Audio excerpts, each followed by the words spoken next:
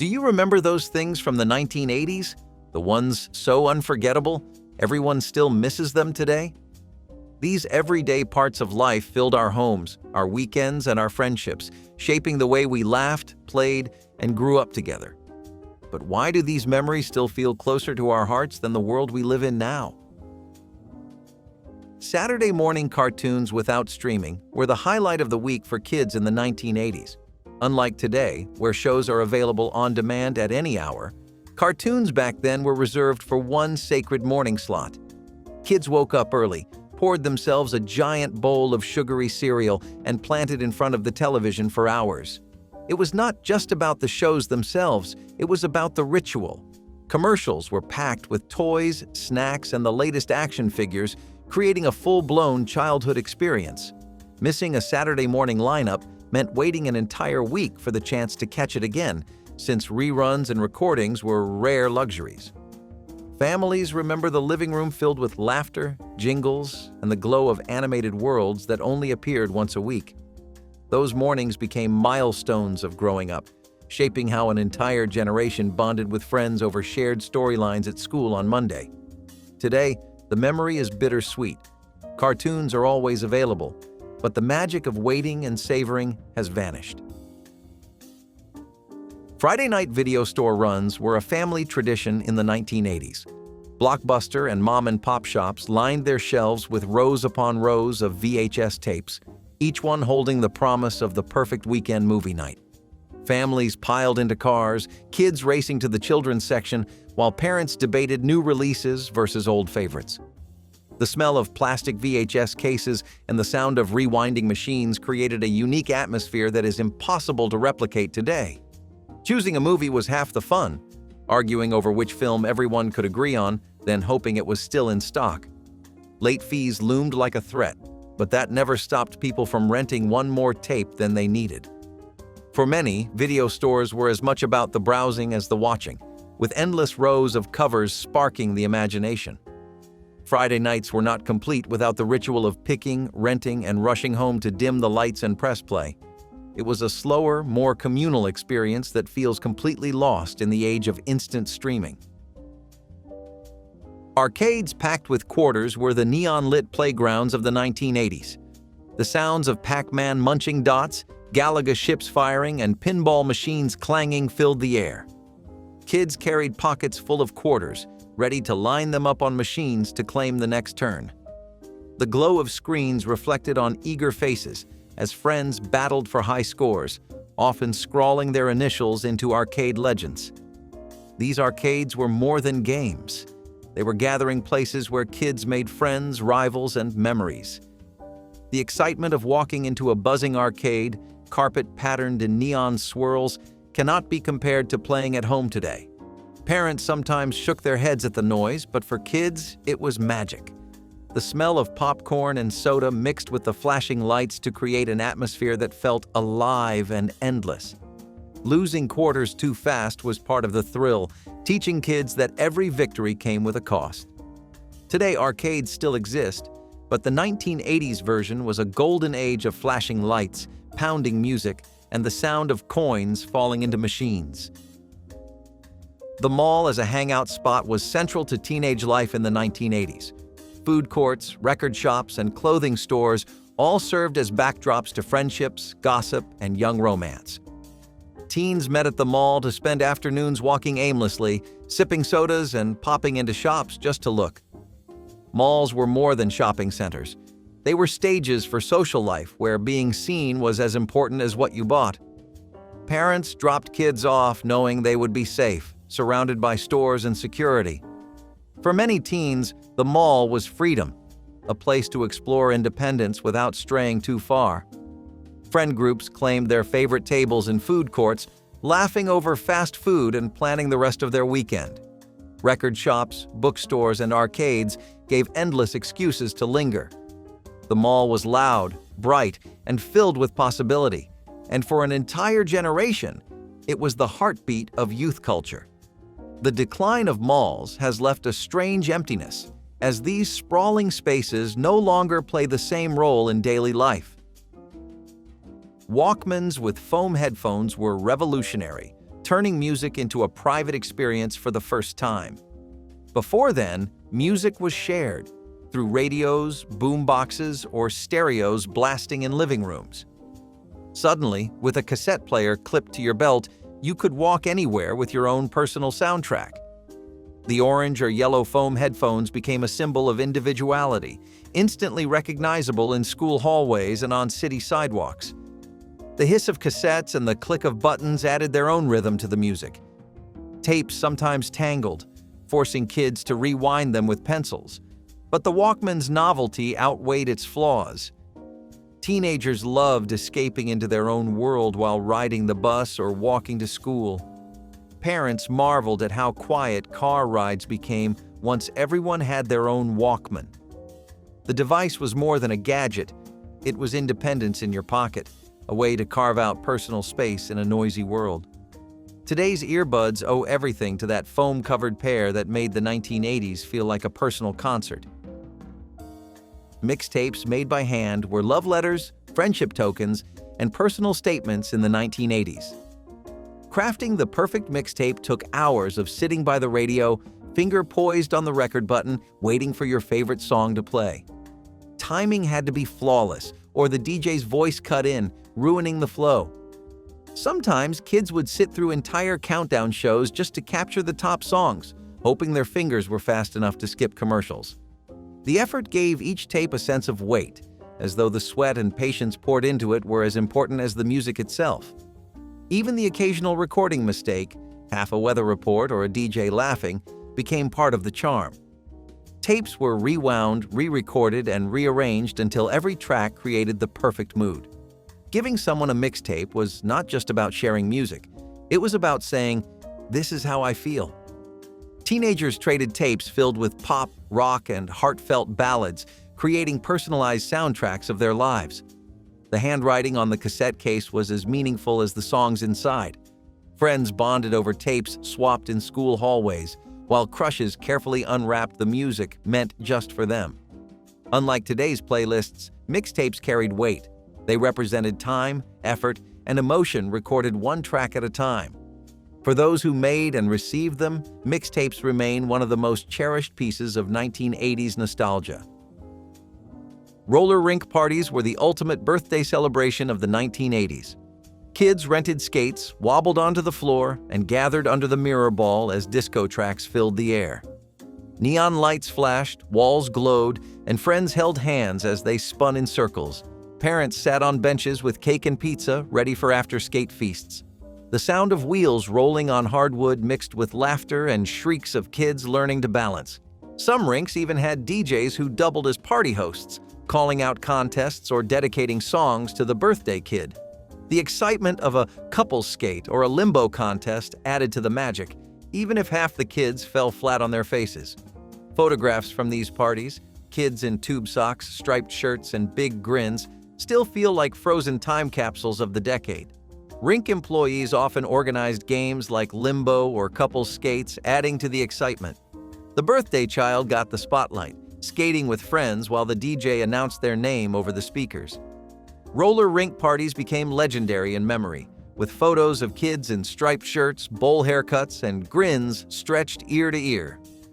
For many, it was the first taste of independence, skating away from parents under flashing lights. Though roller rinks still exist, the 1980s parties hold a special glow, part disco, part childhood, and all magic. Trapper keepers made schoolwork feel stylish in the 1980s. These colorful binders with Velcro flaps and bold designs turned ordinary assignments into something kids were proud to carry. Inside, folders, pockets, and dividers kept homework organized, at least in theory. The Velcro rip echoed through classrooms, sometimes to the annoyance of teachers. Kids compared designs, from neon shapes to pastel rainbows, showing off their personalities through stationery. The Velcro sound was so distinct that it became a kind of unofficial classroom soundtrack, punctuating quiet lessons with sharp rips. Kids traded covers, doodled on them, and personalized them with stickers, making each binder feel unique. Even now, that ripping sound can transport people instantly back to math class or study hall. Owning a Trapper Keeper was almost a social status symbol in school hallways. Parents appreciated the organization, while kids loved the flair. Unlike plain binders, Trapper Keepers added personality to even the most boring classes. By the end of the decade, they were a staple of back-to-school shopping, remembered fondly for turning homework into a fashion accessory. Today they live on mostly as nostalgic collectibles, but in their time, they were the king of the classroom. Boom boxes on shoulders defined the energy of the 1980s. These giant cassette players were not just for music, they were statements of confidence, style, and community. Teenagers carried them through city streets, blasting mixtapes loud enough for everyone to hear. The sight of someone with a boombox balanced on their shoulder became an iconic image of the decade. Music spilled into parks, playgrounds, and basketball courts, creating instant parties. The bigger the boombox, the more impressive you looked, and some models weighed nearly as much as a small child. Batteries cost a fortune and drained in hours, but the bragging rights were worth it. For many teens, carrying a boombox was as much about being seen as it was about being heard. The weight of the boombox hardly mattered compared to the pride of being the one in control of the music. Batteries drained fast, and tapes sometimes jammed, but nothing could dim the power of the boombox. It symbolized togetherness, an era before headphones turned listening into something private. Friends gathered around, sharing tracks and dancing on the spot. Today's portable speakers trace their roots back to the boombox, but they lack the bold presence of those hulking machines carried like trophies through the streets. Mall record stores were the heart of 1980s music culture. Kids and teens flocked to them after school or on weekends, flipping through racks of vinyl and cassettes. Listening stations with giant headphones let shoppers sample new releases before buying. The walls were covered with posters of pop stars, heavy metal bands, and everything in between. Shopping for music was social. You went with friends, debated albums, and traded recommendations right there in the aisles. Sometimes clerks were the unofficial tastemakers, pushing underground bands that later became huge. Saving up allowance to buy one cassette made the decision feel monumental, and that logo-stamped bag became a badge of pride. The atmosphere, posters, music blaring, and friends debating over which record was better turned record stores into cultural playgrounds. Clerks often doubled as music guides, steering kids toward hidden gems or hyping up the latest hits. Saving allowance for weeks to buy a new cassette made the purchase feel monumental. The store bag alone, often with the logo proudly displayed, was a badge of pride walking through the mall. Record stores were more than retail. They were gathering spots for youth culture, places where taste, identity, and friendship mixed together. The memory of those shops lingers in every music lover who grew up in the 1980s. Pepsi and Coke rivalry promotions were one of the defining battles of the 1980s. The Cola Wars were fought in commercials, taste tests, and even at lunch tables in schools, where kids swore allegiance to one brand or the other. Pepsi positioned itself as the drink of the new generation, with flashy celebrity endorsements and ads that felt modern, while Coke leaned on tradition and nostalgia. The rivalry was everywhere, on billboards, in magazines, and during primetime television. Teens debated fiercely over which tasted better, often repeating slogans they had seen on television as if they were personal arguments. Pepsi's famous Challenge campaign had people sampling both sodas blind, with ads claiming Pepsi was the favorite. Coke fired back, but even made a mistake with the infamous New Coke formula, which quickly turned into one of the decade's biggest blunders. Despite the ups and downs, both brands managed to embed themselves into pop culture, with their logos and slogans plastered across clothing, posters, and collectibles. Looking back, the Cola Wars were about more than soda. They were about identity, belonging, and what it meant to be cool in the 1980s. School book fairs with scratch and sniff stickers were magical days that every kid looked forward to. The library or gym transformed into a pop-up store with tables lined with shiny new books, colorful bookmarks, and rows of irresistible sticker packs. Kids ran through the aisles, clutching a few dollars from their parents and agonizing over which treasures to take home. The scratch and sniff stickers stole the show. Pizza, bubblegum, grape, popcorn, and even bizarre scents like gasoline or dirt. Sticker sheets were passed around and traded in classrooms for weeks afterward, with kids bragging about the rarest finds. Book fairs were more than shopping. They were events, moments when kids felt like they had complete freedom to choose what they loved. Teachers encouraged reading, but everyone knew the real draw was the pencils that sparkled, the erasers shaped like animals, and the stickers that carried entire childhood memories on their sticky backs. The smell of those stickers is still etched into memory, proof that even small joys can leave the biggest impressions. TV commercial jingles everyone knew defined the soundscape of the 1980s. Catchy tunes like "I Want My MTV" or "Have a Coke and a Smile" played endlessly, worming their way into the minds of kids and adults alike. Commercial breaks were as anticipated as the shows because jingles turned advertising into entertainment. Everyone could hum the tunes, even people who did not buy the products. Kids chanted them on playgrounds, adults repeated them at work, and families laughed together when they came on during primetime shows. The jingles were written to be unforgettable, and they succeeded, often living in memory for decades. They reflected the era's optimism, energy, and love for big, bold culture. Some commercials even became cultural milestones with slogans and songs that outlasted the products they sold. Today, people still get hit with waves of nostalgia when those jingles resurface, proof of how deeply they embedded into the fabric of everyday life. Neighborhood kickball and streetlight curfews were staples of 1980s childhood. Whole blocks of kids poured into cul-de-sacs, empty lots, and quiet streets for hours of games that blended competition with pure fun.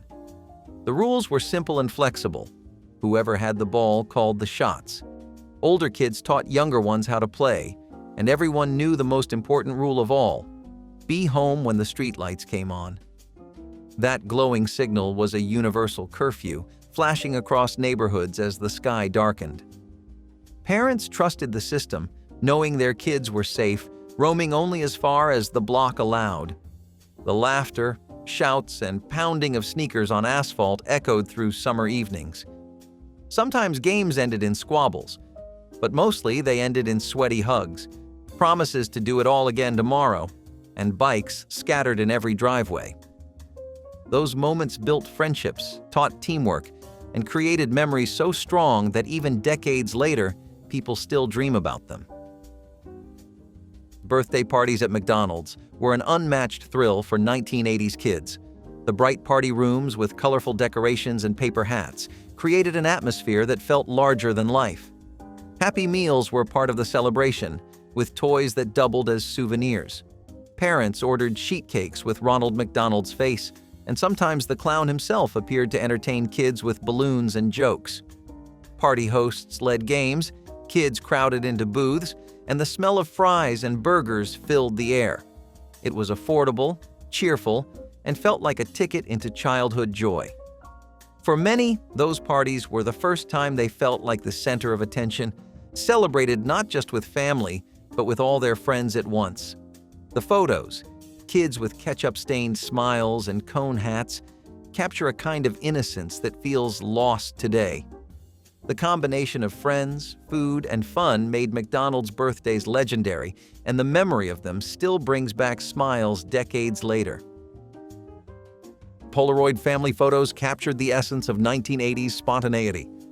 Families gathered for snapshots during holidays, birthdays, and vacations, waiting eagerly as the camera spit out a square print. Shaking the photo while the image developed was part of the fun, even though it was never really necessary. Kids would hover around the person holding the camera, begging to be the one who pulled the picture out. The chemical smell of developing film became part of the ritual, filling living rooms as people waved the photo in the air. Even if the shot came out blurry or overexposed, no one complained. It was instant magic.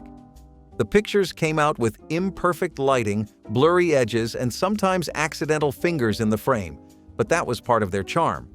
Polaroids felt instant and magical, offering a kind of immediate memory in your hands that no other camera could match at the time. They lined refrigerator doors, filled shoeboxes, and were passed around at family gatherings with laughter. Kids loved taking them because the process felt like a toy, a little machine that gave you pictures right away. The fading colors of those old Polaroids today hold entire eras inside them.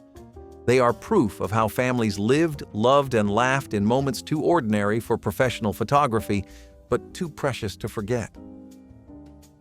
Arcade-style pizza places like Chuck E. Cheese and Showbiz Pizza combined food, games, and spectacle in ways that defined childhood for the 1980s generation. Families piled into booths with greasy slices of pizza, kids running off to win tickets at skee-ball or whack-a-mole. The animatronic bands on stage sang off-key songs while children stared wide-eyed and sometimes terrified. Some kids adored the robotic characters, while others hid under tables when the lights dimmed and the band sprang to life. The sound of clinking tokens and cheering kids filled the air, drowning out conversations at the tables. Parents watched the chaos unfold, half exhausted, half amused, as they sipped sodas and prayed the prize counter line would move faster. Birthday parties here were legendary, with plastic cups, tokens clinking in pockets, and prizes that always looked better behind the counter than they did once won. Parents tolerated the chaos because it was safe and self-contained, a perfect place for kids to burn energy. The noise, flashing lights, and smell of pizza created an overwhelming sensory experience, but one that kids begged to relive again and again. Long after the pizza cooled, the sound of those animatronic voices stuck in memory. These places symbolized the 1980s mix of technology, fun, and fast food, all rolled into one unforgettable childhood package. Sticker albums and trading were a craze that swept through 1980s schools. Puffy stickers, scratch and sniff, glittery rainbows, and holographic designs all filled binders, with kids carefully arranging and showing them off. Recess became a marketplace, with trades negotiated like high-stakes deals. The rarest stickers were guarded like treasure, protected in sleeves so they would never lose their shine. Kids bartered duplicates for lunch snacks or pencils, turning schoolyards into mini economies. Even losing a page of stickers was devastating, sparking playground drama that lasted for days. A rare sticker could make you popular for a week, while duplicates were currency to be bartered away.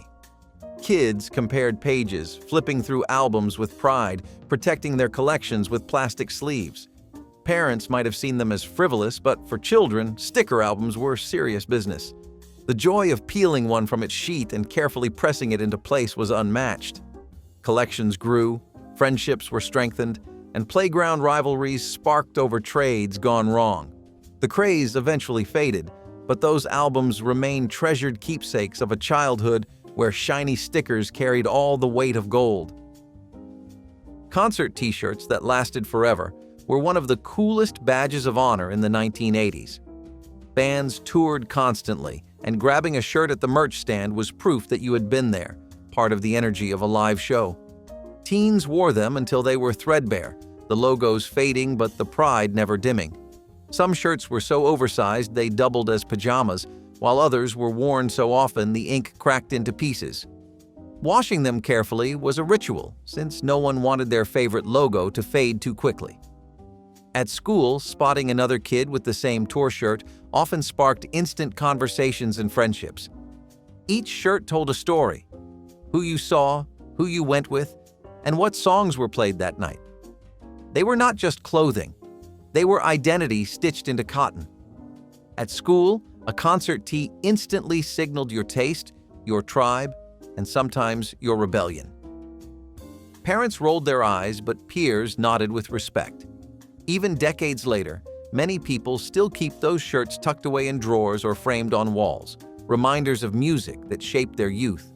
The cracks in the ink and the holes in the fabric only make them more authentic, a testament to nights that felt unforgettable. Fashion catalog shopping defined back-to-school seasons and holiday wish lists in the 1980s. JCPenney and Sears catalogs were thick as phone books, their glossy pages filled with clothing, toys, and gadgets. Kids flipped to the toy sections, circling what they wanted for Christmas, while teens pored over the latest jeans, sneakers, and jackets. Parents relied on them to plan wardrobes and budgets, filling out order forms or calling hotlines to buy. Whole afternoons could be spent sprawled on the carpet, circling items and dog-earing pages. Siblings argued over which toys were better. Parents secretly noted ideas, and the anticipation built with every turn of a page. Even the arrival of a new catalog in the mailbox felt like an event, greeted with excitement as though it were a holiday. The catalogs dictated trends, shaping what kids wore in classrooms and what appeared under Christmas trees. Leafing through those giant books felt like entering a world of possibility, imagining all the things you could have one day. They doubled as daydreams, sparking excitement months before an order ever arrived. By the 1990s, catalogs began fading as malls and online shopping rose, but the memory of sprawling on the carpet with a Sears book in hand is still etched in memory. For many, catalog shopping was as much a ritual as actually wearing the clothes. TV guide channel flipping was a weekly ritual that shaped how families watched television in the 1980s. Every household had at least one copy of the small, glossy magazine, often stacked by the couch or tucked under the coffee table. Planning your week around the printed schedule felt almost official. Parents circled sitcoms, kids highlighted cartoons, and everyone argued about who got control of the television set. The grid of listings was studied like a treasure map, and missing a show meant waiting weeks or months for a rerun, if you were lucky. Commercials promoted special events like holiday movies or live concerts, and families gathered together with popcorn to watch. The anticipation was half the fun, building excitement days before the show even aired. There was no binging, no streaming, and no second chances. You had one shot to see it live. People scribbled notes in the margins, cut out favorite covers, and even saved old issues as keepsakes. Flipping through TV Guide felt like being part of something bigger, a national rhythm of entertainment that everyone followed together. Today, the thought of circling shows in a booklet feels ancient, but for those who lived it, it was the heartbeat of family television. Long summer road trips in station wagons defined childhood memories of the 1980s. Families piled in, windows down, music blasting from cassette players, and not a seatbelt in sight. Kids sprawled in the back, stretched out over blankets or leaned against each other while playing endless games of I Spy or license plate bingo. Parents drove for hours, guided by paper maps that unfolded like puzzles, with no GPS to save them from wrong turns. Pit stops meant gas stations, greasy diners, and souvenir stands filled with snow globes and postcards. The air grew hotter as the hours dragged on, but kids pressed their faces to the wind, shouting when they spotted landmarks on the horizon. Arguments broke out, laughter followed, and every mile carried a mix of frustration and fun. Vacations did not start when you arrived. They started the moment you pulled out of the driveway, packed tight into that wagon. Today, the freedom of those road trips feels unmatched, as screens and seatbelt laws have changed the experience completely. But for an entire generation, nothing felt more exciting than the open road, a car full of family, and hours of adventure ahead. Collecting Garbage Pail Kids cards was one of the weirdest and most beloved playground obsessions of the 1980s. These trading cards, parodying the popular Cabbage Patch Kids dolls, featured gross-out humor with names like Atom Bomb and Leaky Lindsay. Kids loved them because they were rebellious, disgusting, and hilarious all at once. The artwork was shocking enough to make teachers groan and parents ban them, which only made kids want them more. Recess turned into swap meets, with kids huddled in circles comparing duplicates and hunting for the rarest cards. Albums filled quickly with pages of bizarre characters that captured the strange humor of the decade. The cards became a status symbol, a way to show off your collection and prove you were brave enough to embrace the gross. Many schools outright banned them, worried they distracted from class, but that only pushed the trading underground. Today, they are collector's items, fetching high prices. But back then, they were just sticky-fingered treasures carried in backpacks and lunchboxes. The joy of flipping through a fresh pack, hoping for the perfect card, is something no digital collectible could ever match. Scratch-off lottery tickets at the corner store were a simple thrill that captured the imagination of the 1980s. Adults lined up to grab a few, scratching furiously with coins, the silvery dust falling onto countertops and car seats. Even teens, though too young to buy them, loved watching parents or neighbors reveal each box, hearts racing as if $1 million might appear. The tickets promised instant wealth for just $1, and that hope was enough to keep people coming back. The excitement was contagious. Corner stores filled with laughter, groans, and the occasional cheer when someone actually won.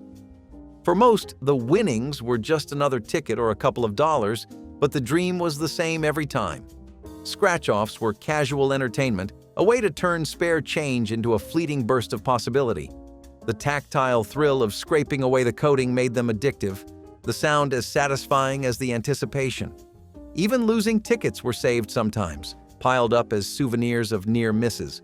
Today, scratch-offs still exist, but in the 1980s they were new, fresh, and carried the promise of changing your life with a single coin. Payphones at every corner were the lifelines of the 1980s. Before cell phones, they stood like sentinels in glass booths or metal boxes, ready to connect you to the world for just a dime. Kids used them to call home when they were late, pressing collect call buttons or memorizing phone numbers written on scraps of paper. The booths often smelled faintly of cigarettes or gum, with scratched graffiti covering the walls, but they offered privacy and a sense of independence. Quarters jingled in pockets, kept handy for emergencies, and the sound of coins dropping into the slot was unforgettable. Long-distance calls were expensive, but hearing a loved one's voice on the other end was worth it. People leaned against booths in the rain, huddled in conversations, or frantically searching for change in pockets and purses. Payphones were part of the landscape, on street corners, in gas stations, and outside grocery stores. They were more than machines. They were safety nets, connecting people before technology shrank into pockets. Today, their disappearance feels almost eerie, but for anyone who grew up in the 1980s, the sight of a payphone is enough to trigger a flood of memories. G.I. Joe changed everything the moment he marched onto toy shelves in 1964. Marketed not as a doll, but as an action figure, he offered boys the same kind of character-driven play that girls had with Barbie, but with a combat boot twist. The original 12-inch figure came with a military uniform, dog tags, and enough flexibility to strike a pose or take a fall. Kids could swap out his gear, helmets, rifles, backpacks, even scuba suits, and send him off on missions across the living room or backyard battlefield. It was the height of the Cold War, and Joe reflected that tension, but filtered through a child's sense of adventure. Over time, he evolved into a whole universe of characters, vehicles, and storylines. But those first editions were pure, iconic, and endlessly played with. G.I. Joe was a soldier, a sailor, an adventurer. He climbed trees, dove into mud puddles, and slept in shoebox barracks. For many boys growing up in the 1960s, he was the first toy that truly felt like theirs. He was more than plastic. He was valor, imagination, and action rolled into one heroic pose. And every kid who owned one remembers how it felt to gear him up for battle. Long before Auntie Anne's took over shopping malls with that sweet almond glaze and cinnamon sugar swagger, there was Hot Sam Pretzels. This place was the original mall pretzel joint. The smell hit you like a buttery wall the moment you walked in. Their pretzels were big, doughy, salty, and piping hot. Perfect for tearing apart with your bare hands in between trips to the arcade and the food court. What made Hot Sam special was that it felt like it had always been there. You never planned to go to Hot Sam. You just walked past, caught a whiff, and suddenly you were standing in line. The classic salted pretzel was the favorite, but if you were bold, you went for the cheese-stuffed or even the jalapeno variety. They did not have 20 sauces or dipping cups. They had mustard. That was it. And it was glorious. Eventually, the brand got merged with Pretzel Time, and later, Auntie Anne's took over the pretzel game for good. But for kids of the 80s, Hot Sam was the flavor of an afternoon well spent. Speaking of things that left a taste and a legacy, our next stop is a little more complicated. A pancake house turned national chain, now remembered as much for controversy as it is for maple syrup. Giant scrunchies were not just hair ties, they were statements. Big, bold, and often made of velvet or shiny satin, they wrapped around ponytails like fabric donuts. One was never enough. Some girls stacked them. Others coordinated them with earrings, shirts, or shoelaces. You might even wear one on your wrist, just in case your hair needed managing at a moment's notice. They came in every color of the rainbow and every pattern imaginable. Leopard print? Check. Neon green? Of course. Polka dots the size of your thumb? Why not? Scrunchies were soft, gentle on your hair, and perfect for the sky-high ponytails the 1980s demanded. Some had sequins, some had bows. All of them made your hair look like it was ready to host a party. You could spot a scrunchie from across the school cafeteria. It bounced when you walked and made even the messiest bun look intentional. Looking back, they seem oversized and silly, but that was the point. Scrunchies were playful, practical, and loud in the best possible way. And even though they disappeared for a while, anyone who wore one back then knows you never really outgrow the joy of tossing your hair into a cloud of fabric. Shoulder pads were not just a fashion choice. They were a power move. In the 80s, women were stepping into boardrooms, climbing corporate ladders, and making sure they were seen, and their clothes spoke volumes. Blazers were built like armor, structured to demand respect. It was fashion designed to take up space. For the first time, silhouettes were not about softness. They were about strength. Joan Collins and Linda Evans on Dynasty made it glamorous. Real-life professionals made it revolutionary. Women wanted to be taken seriously in a world that still doubted their presence. And what better way to announce yourself than with broad shoulders and bold suits? These outfits said, "I am here, I am not afraid, and I have earned my place." Skirts got shorter, heels got higher, and ambition got louder. You could hear it in the clack of pumps on polished floors. You could see it in the structured cuts of every outfit on Wall Street. This was more than fashion. It was feminist defiance wrapped in fabric. And underneath all that padding was the undeniable truth. Women were rewriting the rules. One outfit at a time. Power dressing did not just make a statement, it became the voice. Pup and Taco was one of those places that never made it all the way across the country. But for Californians, it was a staple. You knew what to expect. A wide menu, dirt cheap prices, and a name that sounded like it was made up by a kid. Hot dogs, tacos, burgers, fries, slushies, they threw it all at the wall and somehow it worked. You could walk up, grab a chili dog and a taco, and be out in 5 minutes for under $3. The locations were easy to spot too. Those retro signs with the big red and yellow block letters were a beacon to beach bums and budget-conscious teens alike. There was nothing gourmet about it, but that was never the point. It was fast, it was greasy, and it was loved. So much so, in fact, that Taco Bell bought most of the locations in the 1980s, essentially absorbing Pup and Taco into its own empire. The quirky name might be gone, but the spirit lives on every time someone adds a side of nachos to their burrito order. And while Pup and Taco ruled the roadside, our next stop was the king of the mall food court. Soft, warm, twisted, and salted. The pretzel that walked so others could run. They were not just dolls, they were your children. Adopted, named, cared for like living, breathing extensions of your heart.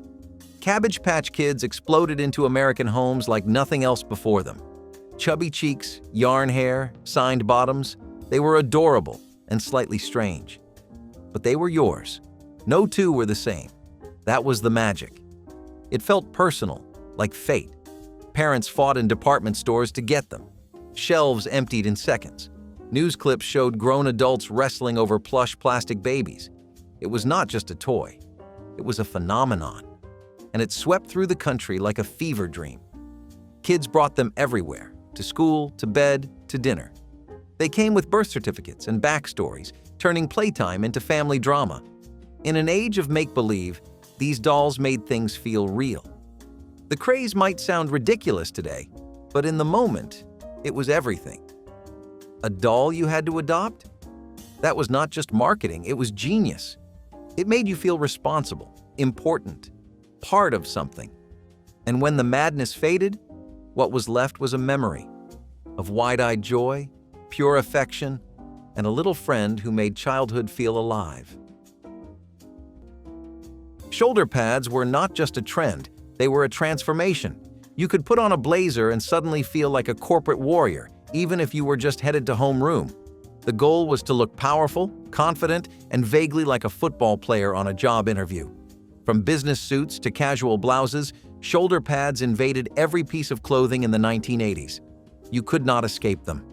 They were sewn in, velcroed on, or added as an afterthought to make your silhouette scream important. The bigger the pad, the better. Entire generations walked around with squared-off shoulders and structured poise, looking ready to charge into a boardroom or a runway. Some tried to remove them only to realize the entire shirt deflated without the padding. They were ridiculous, and we knew it. But they worked. You stood a little taller, felt a little braver, and if someone bumped into you in the hallway, your outfit absorbed the blow. Looking back now, they seem comically oversized, but at the time they were armor, fashion armor. And for anyone who wore them, they were a reminder that style was not just about looking good, it was about looking like you meant business. Pop-Tarts were the answer to a morning dream. Breakfast that popped out of the toaster, ready in minutes, no dishes required. When Kellogg's introduced them in 1964, they were a marvel of modern convenience. Frosted or unfrosted rectangles filled with fruit, or what tasted like fruit, wrapped in pastry, packed in foil, and ready to heat. They hit shelves just as the pace of American life was speeding up. Moms needed fast. Kids wanted sweet. Pop-Tarts delivered both. Whether it was strawberry, brown sugar cinnamon, or wild blueberry, every box felt like a little promise that mornings could be easier. Even cold, straight from the foil, they were a hit in lunchboxes and after-school snacks. No plate? No problem. The smell of a warm Pop-Tart coming out of the toaster was almost as good as the taste. Crispy edge, gooey middle, and just enough frosting to feel like a treat. By the end of the 1960s, Pop-Tarts had become more than a convenience food. They were a cultural touchstone, turning rushed mornings into something fun. And while they've changed flavors and designs over the years, those early Pop-Tarts hold a place in memory like few other foods do. Lums was born from a hot dog stand and became something like a fever dream of mid-century Americana meets tiki bar chic. Founded in Miami, this oddball restaurant chain made a name for itself with its signature beer-steamed hot dogs. Yes, beer-steamed. It sounds weird until you try it. The result was a hot dog with just a hint of hoppy goodness, nestled in a bun that soaked it all up like a sponge. But Lums was more than just its dogs. It had fried clams, tiki drinks, and decor that made you feel like you had wandered into a vacation. Palm fronds, bamboo, and plastic parrots set the tone. The vibe was easygoing, slightly eccentric, and always a little bit boozy, even if you were just there for the onion rings. At its peak, Lums had hundreds of locations, including one right on the Las Vegas Strip. But as the 80s rolled on, the novelty wore off and the chain dwindled. Still, if you ever sat down at Lums with a giant menu, a plate of clams, and a tall frosty mug, you know it had a strange magic. But if Lums was all about weird combinations, the next place made celebrations the main course, with parades, sirens, and a dessert so big they dared you to finish it. Stirrup pants were the 1980s attempt to combine fashion with function, and they did neither particularly well. These leggings had a strap that looped under your foot, supposedly to keep them from riding up. In reality, they pulled awkwardly at your ankles, made your feet sweat, and caused socks to bunch in weird places. But we wore them anyway. They came in bright colors, bold patterns, and every synthetic material known to mankind. They were stretchy, shiny, and often paired with oversized sweaters or blazers that made no logical sense. From the knees up, you looked like a school principal. From the knees down, you looked like a gymnast caught mid-warm-up. But stirrup pants had their moment. They were the go-to outfit for school picture day, mall trips, or just feeling like you belonged in a fashion catalog. The loop under the foot made you feel oddly secure, like your pants were holding onto you. Sure, they sagged in weird places. Sure, they made your calves look like sausages. But they were a staple, loved, mocked, and deeply missed. For anyone who wore them, stirrup pants were more than a fashion choice. They were a commitment, a stretch of spandex, and a rite of passage. Madonna was not just a pop star, She was a cultural earthquake in stilettos.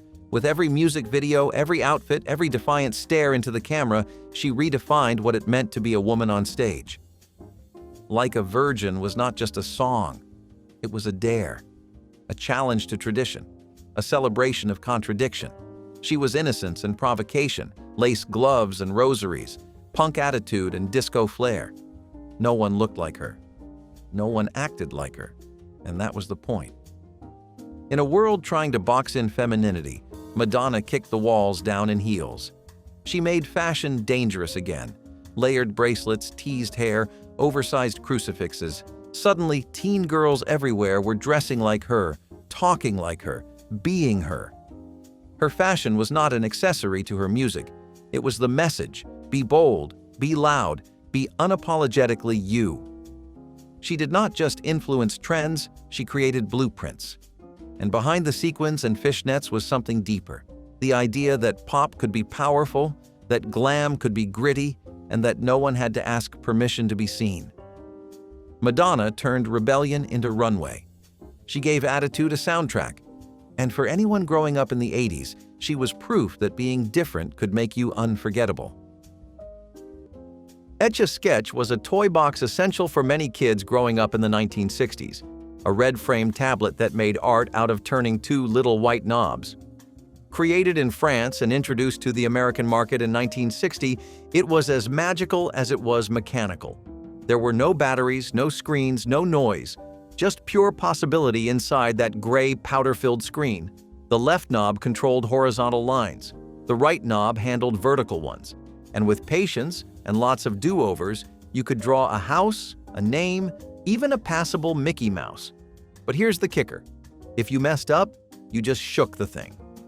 That satisfying rattle erased the entire image in an instant, giving you a clean slate. It was frustrating. It was addictive. It was mesmerizing. You might remember twisting the knob so hard your fingers hurt, trying to make curves when all it wanted to give you was straight lines. Yet when you finally got something to look just right, the pride was real. Etch A Sketch was art, logic, and trial and error rolled into one simple frame. In a world of ever-evolving toys, this one stayed still, and that was its power. Beefsteak Charlies did not want you to just eat. They wanted you to feast. This was the kind of place that dared you to come hungry, then dared you again to leave room for dessert. Their tagline was, "You're gonna get spoiled," and honestly, they meant it. With a full salad bar, all-you-can-eat shrimp, and unlimited sangria, beer, and wine, it was less a dinner and more a challenge. The vibes? Equal parts wood-paneled steakhouse and slightly buzzed family reunion. People went for birthdays, promotions, divorces, any excuse to eat until your waistband begged for mercy. And the food? Surprisingly solid. The steak was not exactly filet mignon, but it hit the spot. The shrimp came fast and endless. And the bread? Warm, crusty, and forgettable. But who was there for bread? Beefsteak Charlies rode the wave of 80s extravagance until the bottom line caught up with them. Too much generosity and not enough foot traffic sealed its fate. But in its heyday, it was a buffet fever dream come to life. So if you thought that was decadent, just wait. The next restaurant stripped the glitz and turned hot dogs and tacos into a Southern California classic, with a name that only made sense once you saw the menu. Slap bracelets were the toy that hit your wrist and hit peak popularity, almost overnight. They were simple. A metal strip wrapped in colorful fabric that snapped around your arm with one satisfying motion. One moment it was straight, the next it curled tight, clinging to your wrist like a coiled snake. Every kid had one. Some had dozens, trading them like currency during recess. They came in neon colors, animal prints, sparkles, and cartoon characters. The louder the snap, the better. Some kids got so good they could slap them onto their arms without looking. But with popularity came problems. Schools started banning them. Parents worried about the metal underneath. Rumors flew about kids cutting themselves open with a rogue bracelet that had been peeled apart. That only made them cooler. Everyone wanted the forbidden accessory. Teachers tried to confiscate them, but they always found their way back into backpacks and onto arms. Slap bracelets were fun, fast, and a little dangerous, just enough to feel rebellious. They were not just toys. They were fashion statements, fidget tools, and tiny thrills rolled into one. And even now, the sound of that sharp snap is enough to take you right back to 4th grade. Hip-hop was born in the Bronx, but in the 80s, it exploded into every corner of American life. It was not just a sound, it was a movement. And when Run DMC hit the stage in Adidas tracksuits and shell-toe sneakers, you knew the world was about to change. This was more than music. It was poetry over beats, rhythm over silence, truth over noise. The 80s marked hip-hop's rise from underground parties to global power. LL Cool J, Public Enemy, Grandmaster Flash. These were not just rappers. They were messengers. Each lyric felt like a coded message from the streets, a heartbeat from the city itself. Hip-hop spoke about struggle, pride, injustice, and survival in a way that made you stop, listen, and feel. And the style? Just as fierce. Gold chains, Kangol hats, boomboxes on shoulders. This was fashion with purpose. The look was bold, but the voice behind it was louder. Breakdancing hit sidewalks like fire. Graffiti tagged the city with identity. And everywhere you turned, the bass dropped like a gavel. Hip-hop turned sneakers into icons and turned raw truth into chart toppers. It did not ask for a seat at the table. It built its own table, right there on the pavement. And anyone who came of age in the 80s knew they were witnessing the rise of a new American language, one that still speaks volumes. Corgi toys were more than just cars. They were miniature masterpieces. Introduced by British company Metoy in the late 1950s, they reached peak popularity in the 1960s with American kids who were obsessed with anything fast, shiny, or connected to TV and movie heroes. These die-cast vehicles were small enough to fit in your pocket, but detailed enough to spark hours of imaginative play. Police cars came with real-looking sirens. Race cars had working hoods. And the crown jewel? The James Bond Aston Martin DB5, complete with ejector seat, pop-out machine guns, and a hidden bulletproof shield. For kids growing up in the 1960s, it was the coolest thing you could own. Movie magic shrunk down and placed in your palm. Corgi cars raced across kitchen floors, crashed down backyard driveways, and survived countless shoebox battles. They felt heavier than Hot Wheels, sturdier than Matchbox, and somehow more real. Over time, most got scratched, dented, or lost. But finding one today, even chipped, brings back the joy of flipping it over to read the brand stamp and revving it across a table edge. They were not just toys. They were little slices of the world, only faster. Pioneer chicken was not just food, it was a vibe. An LA staple with an orange and red glow that felt like it came from another world. The fried chicken here was unlike anything else. Its signature reddish-brown coating almost looked radioactive, but once you bit into that ultra-crispy skin, you got it. Tender chicken inside, wild crunch on the outside, and just enough seasoning to make you reach for a napkin between bites. People loved Pioneer because it was loud, bold, and unapologetically messy. And if you were anywhere near Los Angeles during the 1980s, you could not miss it. With Dodgers memorabilia on the walls and that blazing neon signage out front, it was practically a sports bar disguised as a fast food joint. It was the kind of place you hit up after a game, or on a late-night fried chicken run with your cousins. Eventually, though, the fried chicken wars heated up, and Pioneer could not keep up. Locations closed, memories faded, and only a few die-hard fans kept the dream alive. But once you have tasted that crunch, it stays with you. Speaking of flavor bombs, let us head to a place that steamed their hot dogs and beer and served tiki cocktails next to vinyl booths, an odd pairing that somehow made perfect sense. Mixtapes were handwritten love letters wrapped in cassette cases. You waited by the radio for hours just to hit record at the perfect moment, trying to catch the start of your favorite song without the DJ talking over it.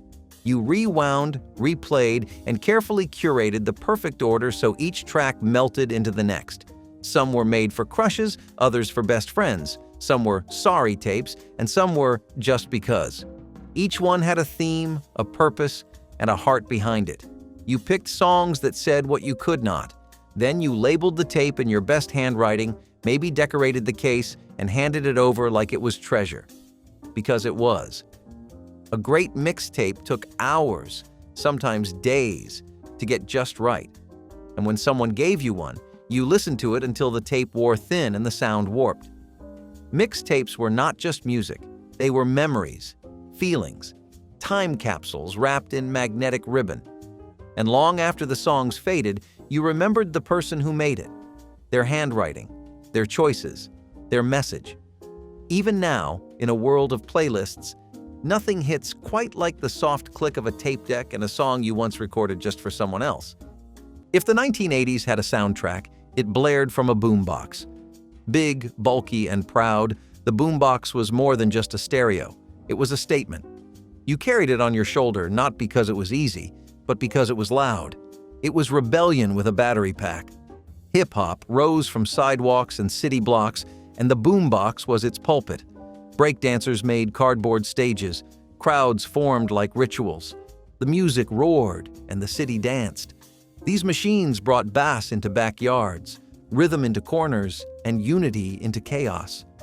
Whether it was Grandmaster Flash or Run DMC, whether it was Michael Jackson or Madonna, the boombox did not care. It amplified whoever held the power cord. You controlled the vibe. And that mattered. It mattered so much. Because in an era without streaming, without smartphones, without wireless speakers, the boombox gave you freedom. The louder you played, the louder you were. It was not just about music, it was about identity, expression, and claiming your own tiny stage wherever you stood. Tang was not just a drink, it was an icon of American space-age optimism. Though developed in 1957, it exploded into fame in the 1960s when NASA used it during Project Mercury and Gemini missions. Suddenly, drinking Tang meant more than just orange-flavored powder. It meant drinking like an astronaut. Kids begged their parents for it. Commercials showed bright pictures on sunny breakfast tables with the promise of vitamins and space-fueled energy. It came in a foil pouch, dissolved into water with a quick stir, and tasted like the future. The orange flavor was tangy, a little artificial, but full of excitement. Parents loved it for the no-mess prep and long shelf life. Children loved it because it made them feel connected to the cosmos. No one cared that it was mostly sugar and flavoring. Tang had a mission patch of approval. It became a staple in American pantries, always ready for a quick mix on a busy morning. By the end of the decade, it had grown into more than a drink. It was a symbol, a bright orange badge of the space race, proudly poured into plastic cups across the country. And for many, one sip still tastes like childhood and liftoff. VIP's restaurant was the kind of place that never made the national spotlight, but ask anyone from Oregon or Washington and you'll hear the same thing. It was like Denny's, only better. Cozy booths with cracked faux leather seats, mugs of coffee that never emptied, and a menu that served breakfast all day like it was doing you a personal favor. It was the sort of spot where truckers, college students, and night owls all blended together under the warm hum of fluorescent lighting. You could walk in at 2 in the morning and still get a full plate of pancakes, bacon, and hash browns that tasted like home. There was nothing flashy about VIPs, but that was exactly its charm. It was consistent, comforting, and totally unbothered by the fast-moving world outside. In the late 1980s, Denny's swooped in and bought up most of the locations, rebranding them and replacing that unmistakable local flavor with something more corporate. But folks from the Pacific Northwest still remember the coffee-stained menus, the quiet clatter of forks, and the waitresses who called you "Hon" without blinking. If VIPs was all about comfort and familiarity, our next stop decided to flip the script. With rotisserie chicken, celebrity backing, and a brief moment in the cultural sun thanks to one very famous sitcom. Trapper Keepers were not just school supplies, they were status symbols. With their Velcro flaps and glossy, over-the-top covers, they turned every classroom into a silent competition of who had the coolest binder. Some featured racing cars. Others showed rainbows, unicorns, or abstract laser patterns straight out of a sci-fi fever dream. Inside, everything was neatly organized. Folders, dividers, loose leaf paper, and secret notes passed during math class.